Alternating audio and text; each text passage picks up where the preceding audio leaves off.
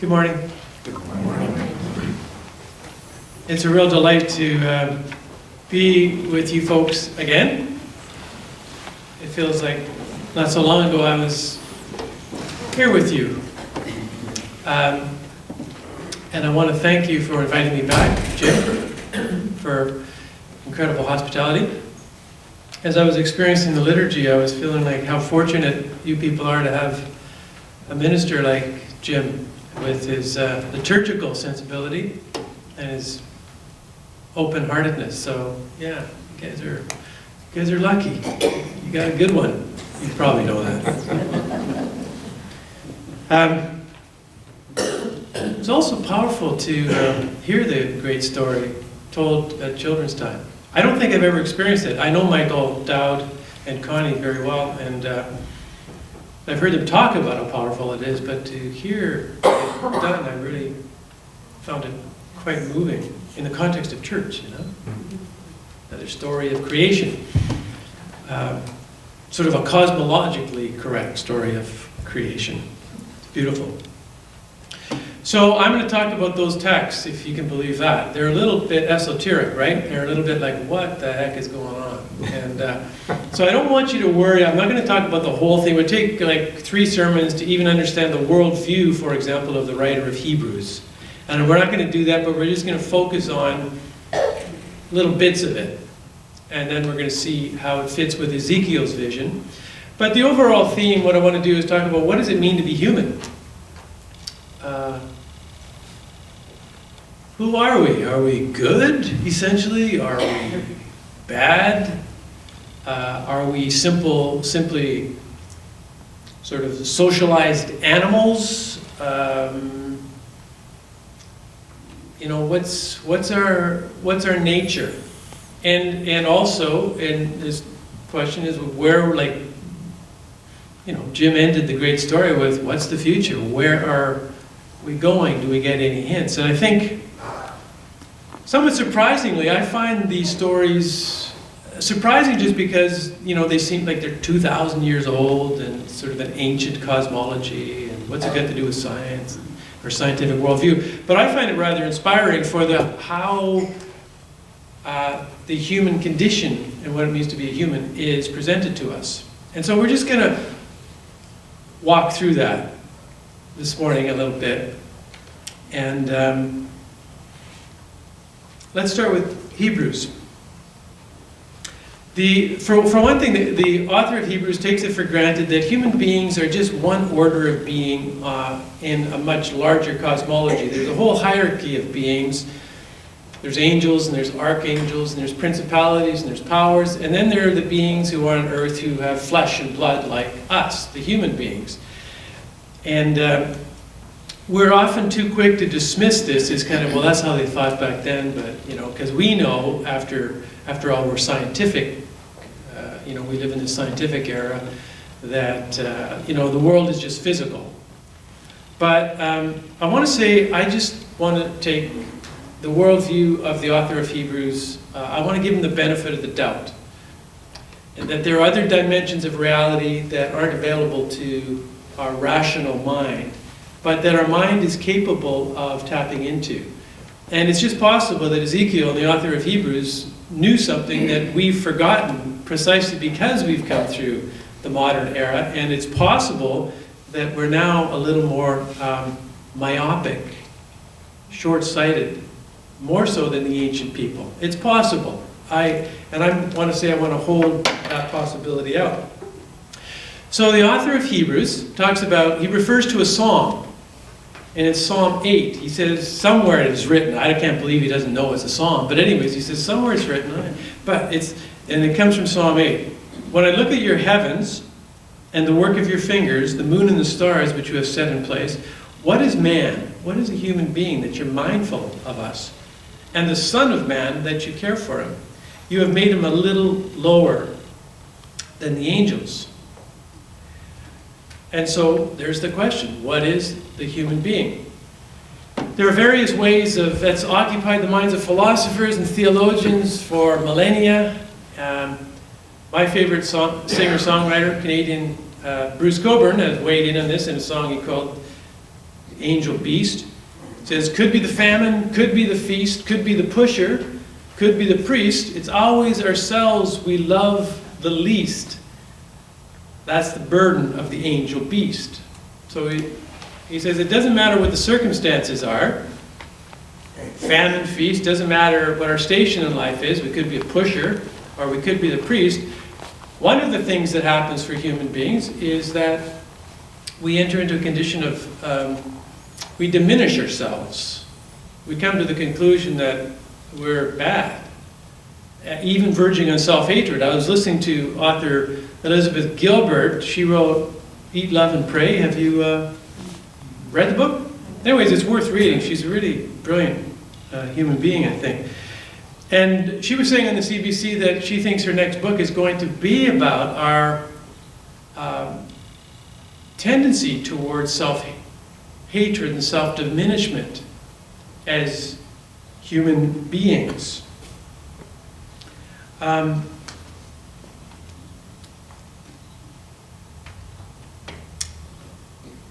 my own view on this is that this condition of self-diminishment is not natural. It's a traumatized interpretation of what it means to be human. Either through personal trauma, we've concluded that we're bad, or through historical trauma because of the amount of violence that we suffered as a species on our way to today in our lives. We've also concluded that there's something flawed about us. So, if you are an evangelical Christian, for example, you have what I call a low anthropology. Anthropos just means man or human being. And so human beings are those who are sinners. We're fallen from the get-go. Something's essentially wrong with us.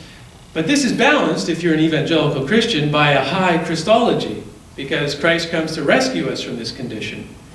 So he is the redeemer of us bad people. And there's something that works about this. At least it balances out a bit. It gives us a bit of hope we can be redeemed. Now, if you are a liberal Christian, and most of the United Church of Canada are so-called liberal Christians, we take science seriously. We're thinking people. We take evolution seriously. But one of the things we also observe along with our evangelical brethren is that we have this capacity for violence. We look at the injustice in the world. We look at what's happening ecologically. And in some ways, we have our own version of original sin.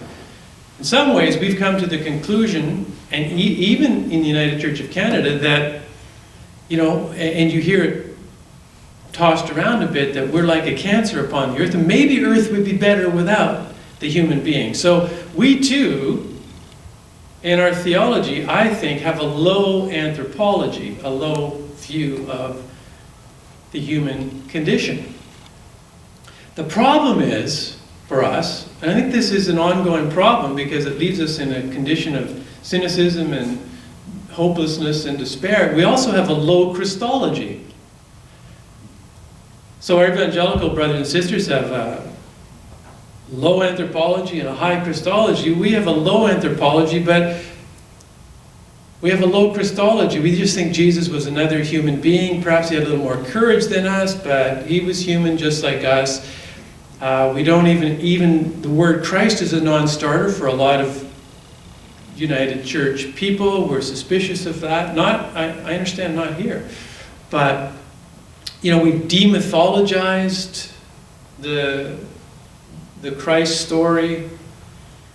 There's no rescue mission. We don't believe in the God that lives outside the universe that's going to intervene episodically to come and save us from ourselves. That's off the table. So we're left with a low anthropology, and we're left to pull ourselves up by the bootstraps as best we can. And as I say, I think this is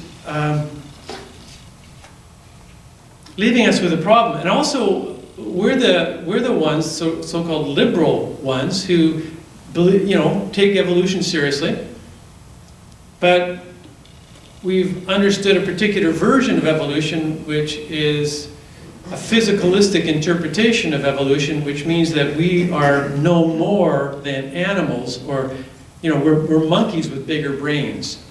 And so there's a whole tradition that we've inherited to say, well, if we're monkeys with bigger brains, why should we even trust anything that comes out of us? Because under stress, we're just going to default to our animal nature.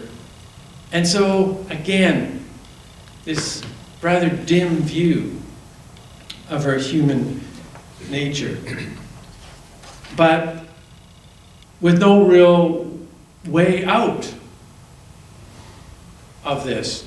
And so you won't be surprised that I think that because I'm an evolutionary theologian and I teach evolutionary spirituality or evolutionary mysticism, I think that there's a way to understand who we are that's based on a particular, different way of understanding the evolutionary process. And I'm just going to talk about that a little bit.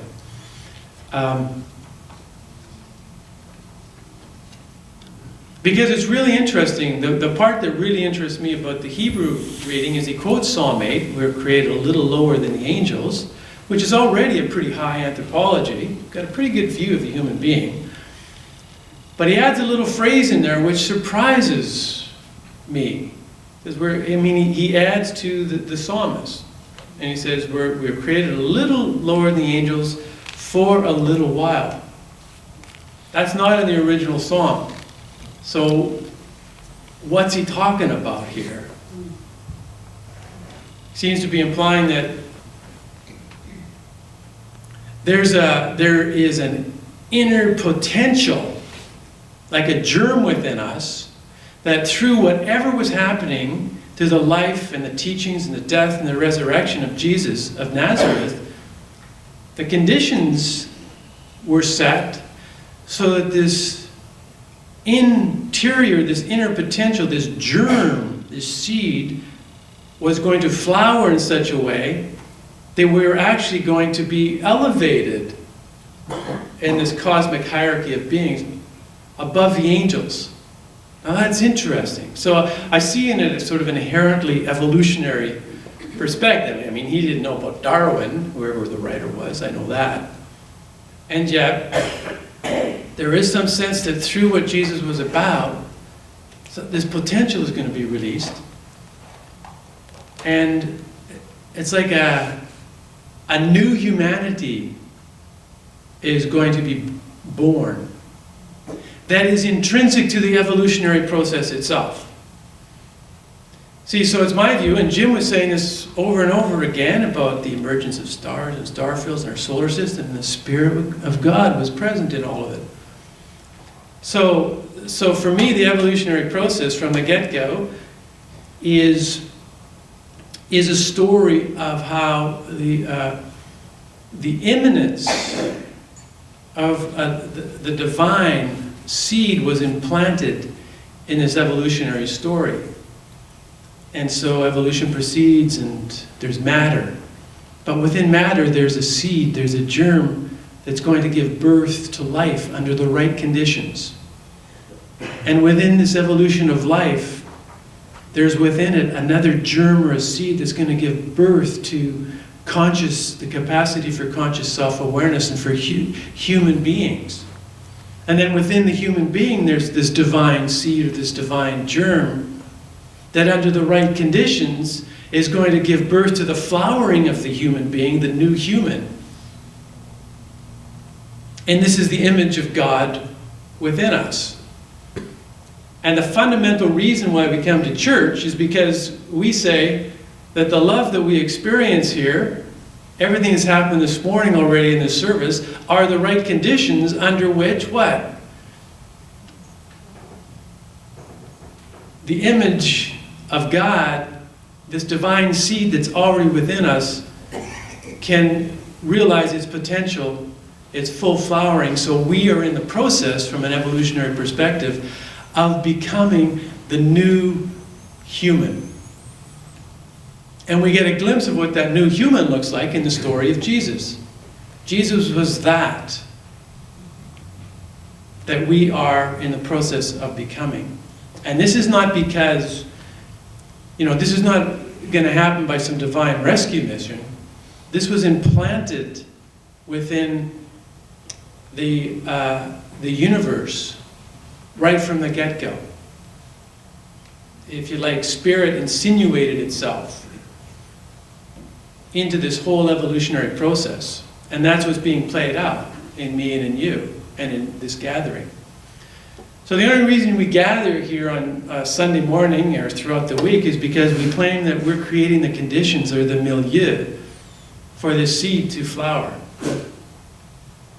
And so this is a high anthropology. This is a high view of who we are.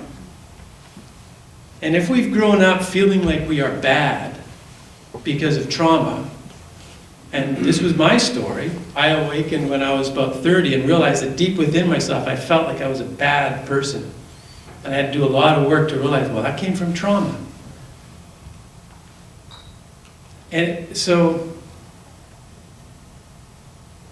that's what's being transformed.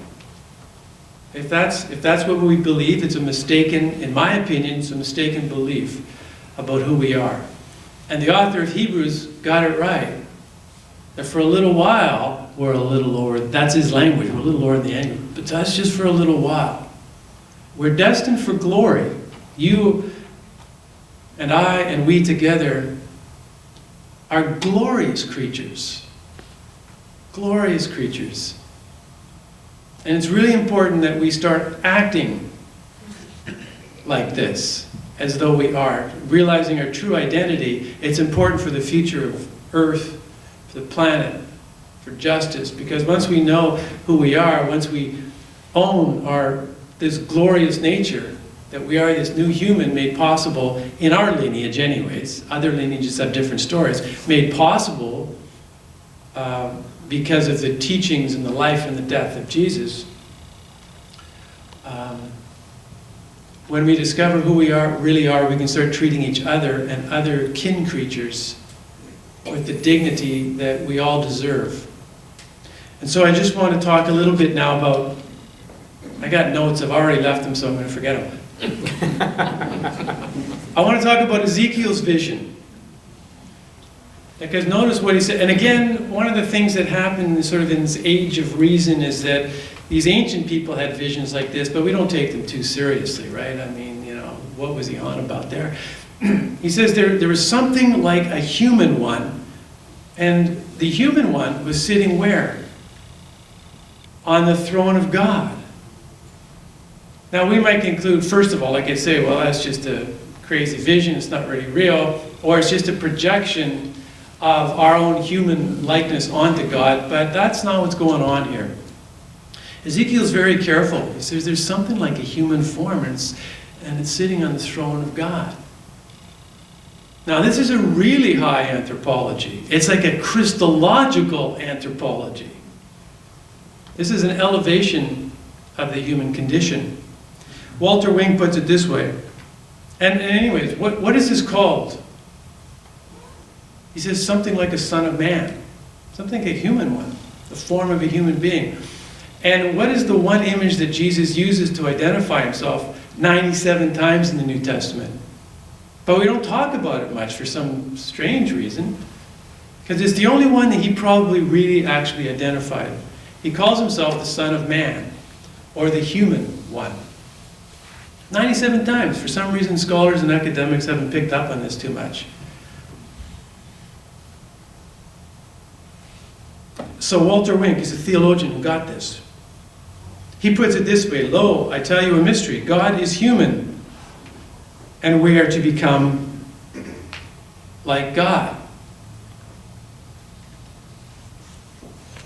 So the Christological revelation centered in Jesus was that God desired to become incarnate in all of creation, and particularly human beings. And the anthropological revelation, not yet consummated, is that God has called us to become human as God is human. And we get a picture of that in Jesus. God has called us to be human as God is human. And the important thing to realize is that the Son of Man image, or the human, or the new human, the human one, is an aspirational image. We need to realize that we're not there yet. Just because we were born into the world doesn't mean we're human. Another way of saying this is that humans are made, not born. So it's an aspirational image, this son of the human one, or this child of, or just the human one. It's an aspiration. That's what we are becoming. And so we got to feel our way into that. How do we, it's an aspirational image, we are becoming what Jesus was. But it didn't end with Jesus. The evolutionary process still goes on. Let me just see, like John's Gospel. The Epistle of John said this way, describes the destiny of human beings. Beloved, we are God's children now, so we are human. Yeah, but what we will be has not yet been revealed. What we know is that when the Son of Man, the human one, is revealed, we're going to be just like that. Cool.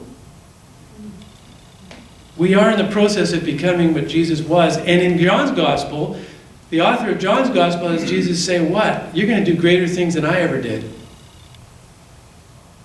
So you see where we're going this? We have a really high anthropology, but it's a view of the human condition which is aspirational. And in evolutionary theology, what's really critical is that we feel into this longing to be the new human.